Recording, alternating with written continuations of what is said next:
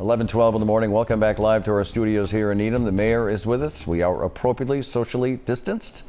Janet, go ahead. Mayor, you've hired General Stanley McChrystal to help organize and shore up the city's services during this crisis. Few would argue that this is a bad move, but many wonder, how much is this going to cost us?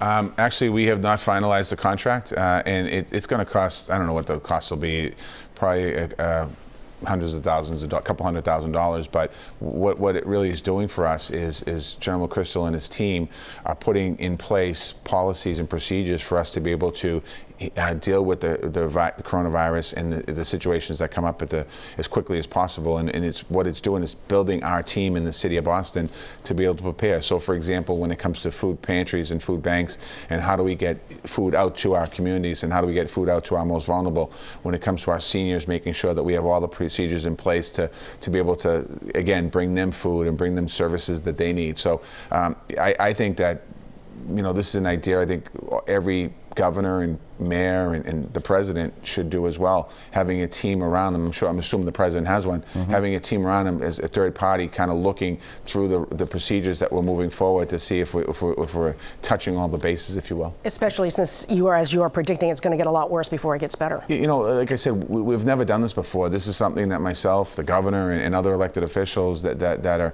talking about this, we've never really talked about a worldwide pandemic coming to Boston. We're prepared for a lot after the marathon bombing. We prepared for terrorism, and there's a lot of things that we've been able to prepare for over time.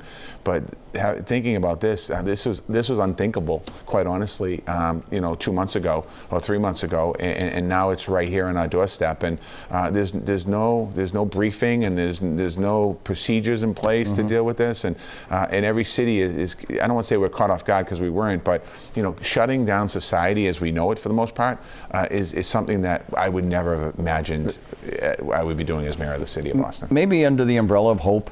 The president was talking about this being over by Easter Sunday. By the way, that's just 2 weeks away. Yeah. I'm not asking you to be critical of the president, but I'm wondering if you think that the time frame is realistic given what you see and have seen. I think as elected officials and as leaders, we have to be very careful what we talk about to our residents. I think that, if my conversations with the residents of Boston has been that we are still very much in the beginning of this, and we have much more time to go.